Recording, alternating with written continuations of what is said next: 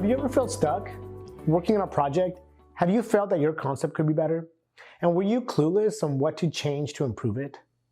Without the slightest idea on what to change, your project risks stalling and coming to a sudden halt. Feedback plays a huge role in the product creation process. It's the basis for improving your prototype and your idea. In this lesson, we'll cover ways to obtain valuable feedback, so development on your prototype can continue progressing forward towards the best completion. I'm Leo Ochoa, a designer, inventor, and entrepreneur with the experience of having designed and built prototypes in school, large corporations, and in my own startup. I could not have accomplished any of that without utilizing feedback from others along the way. So what counts as feedback? Let's first define it. Feedback is information about reactions to a product or a person's performance of a given task, which is used as a basis for improvement. There are three major components at play here: the product, the person's performance, and the actual task. The main element being discussed is reactions from others as a response to any one of those components. And these reactions are used as a basis for improvement. Later, we'll cover separating the feedback for any of those components so that it remains structured and clear. The focus and basis for improvement is the underlying support, the foundation for an idea, concept, or process to develop further. This foundation creates the justification and reasoning behind what needs to change in order for improvement to happen. Don't consider your first idea or prototype finished.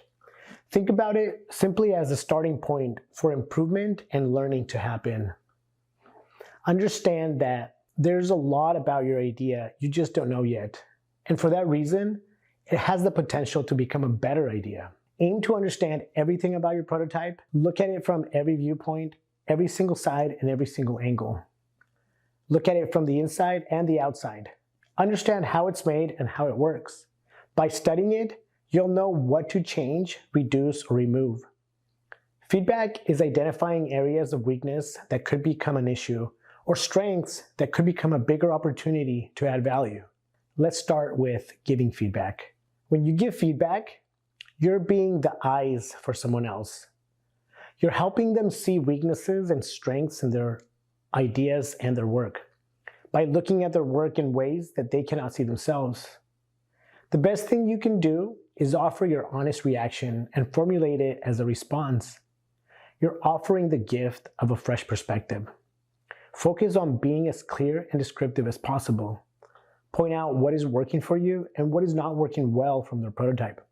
Show them what you appreciate about their work and also what caused you to get stuck and where you found complexity. Here's a tip. Don't hold anything back that you want to express, but also don't force the feedback if you don't find much to share.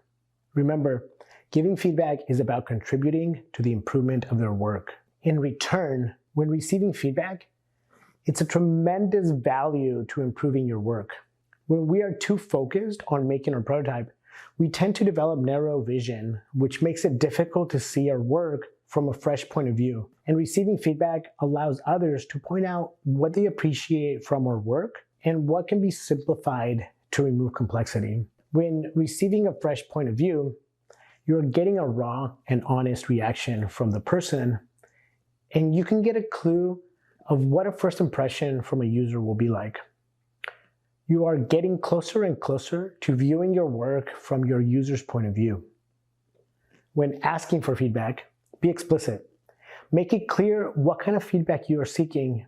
If necessary, indicate what kind you do not want to receive at this moment. The feedback is for your benefit, but also help your audience by prepping them on how to be most effective. With these raw and honest reactions, you don't know what the feedback will be. You will experience different emotional responses to the feedback based on if it is positive or negative. If it's positive, don't feel like your work is done and end the feedback early. Keep listening, remain observant, focus on the person's body language. Make sure their body language matches their words. At times, People will give positive feedback thinking they are being nice to protect your feelings. This is not helpful for your project. People's body language, facial expressions, and instant reactions will be subconscious and honest expressions in how they really feel about your work. When receiving negative feedback, our quick reaction could be to stop listening, cut the person off, and jump in to defend our work. We might feel the need to interfere and explain more of our work as if our audience didn't understand it. Be aware of your reactions and feelings and try 3 things. 1, don't take the feedback personally. And 2, don't become defensive. And 3, resist attacking the person because you didn't like or agreed with what they said. Look at the feedback as a gift. Whether positive or negative, treat feedback as a gift the other person has given you. They have identified and shared with you things about your project that are working well and things that can be improved. They are helping and contributing to your work becoming better. When you become defensive, you lose the opportunity for learning. Instead, ask questions that open the conversation and encourage your audience to explain more and describe more. Create a comfortable space for them to share more. Remember, the more they share, the more you learn. Every time you receive feedback, you are collecting opinions and viewpoints from different people and multiple sources. Each person sees your work differently and forms their own opinion on how your work can be made based on their own understanding. Treat it as that, different opinions from different viewpoints. You're gathering a collection of opinions and suggestions. Now it becomes your task to filter and organize that. Once you're done collecting feedback, separate your notes and organize them. Create a short description bio of the person who gave the feedback. Ask yourself, was the person a tester, a user, a friend, a colleague, an instructor, a mentor? From their backgrounds, they will all focus on different areas of your work, so it helps to note that. Categorize the feedback. Ask yourself again whether their comments about your product, the person using the product, or the task involved with using the product. This will also help you not to take feedback personally. Keep in mind, the feedback is not about you. It's about the work you're presenting. Either the product, the person using the product, or the task involved with using the product. At times, you'll get conflicting feedback and feel overwhelmed quickly. One person might find your product easy to use, and another person might find your product difficult to use. To avoid confusion, expand your questions to get more feedback. This way, you have more results to compare and can find a majority of results. Or you might seek out different users, but keep expanding. The feedback could also be managed and organized on a timeline. Once you've organized the feedback, your team can then schedule actions to take place. Some of the changes needed to your product might be implemented right away to revise your design and create a new prototype. Other feedback might be things to think about and consider in a larger context, and areas to be aware of to address in your final presentation. Avoid the feedback you collect to disrupt the dynamics of your team. Discuss with all team members the feedback collected. Decide if you have enough feedback to make decisions, and agree together on the changes and actions that will take place. It's very important for all team members to have full understanding, alignment, and agreement of the feedback and changes. Make sure everyone has the opportunity to participate in the decision-making. Feedback overload can happen when you collect a lot of responses from multiple sources and have not organized the information. This can feel overwhelming to the point where you feel confused and unable to make appropriate decisions to improve your project. To prevent feeling overwhelmed, schedule moments in between receiving feedback to organize the information, revise the methods you are using, and reassure the group that the feedback you're receiving is helping you understand ways to improve your product. The ultimate filter is to always return to the problem statement and the user's needs. Cross-check the feedback to make sure that any changes continue to solve the defined problem and address the user's needs. The problem statement is the center of your project, and the user is the final voice to make decisions on the feedback.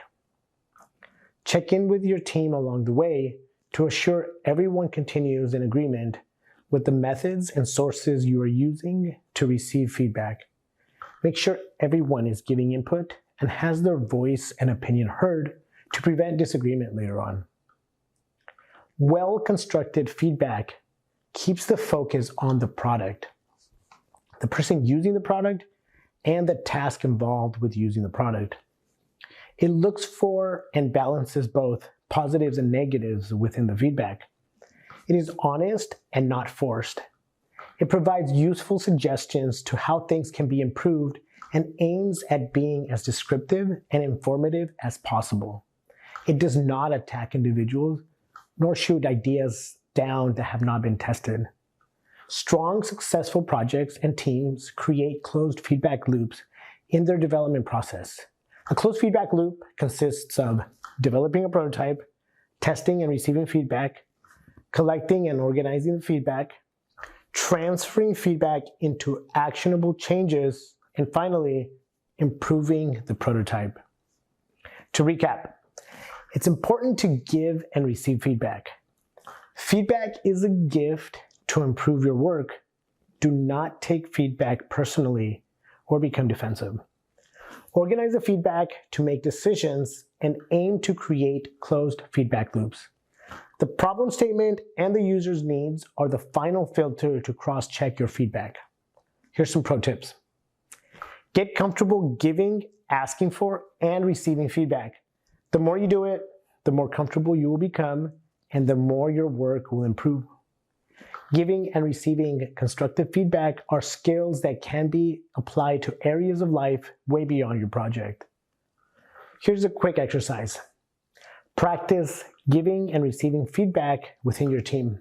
Give one-on-one individual feedback and also to a group. Give feedback on the areas, the product, the person using the product, and the task involved with using the product. Find your testers and encourage them to give you feedback on your prototype using the methods you just learned. Here's some additional resources to help you dive deeper and get more practice. Test your prototypes. How to gather feedback and maximize learning by interactivedesign.org. How to use prototypes to inspire the right feedback by uxpin.com. And how to give and receive great design feedback by uxdesign.cc. This has been an overview on giving and receiving constructive feedback. Thanks for following along. Remember, the skills in giving and receiving feedback is mostly for your benefit. The more you put it into practice, the more comfortable you will become and notice more improvements. Go out, give it a try, and have fun.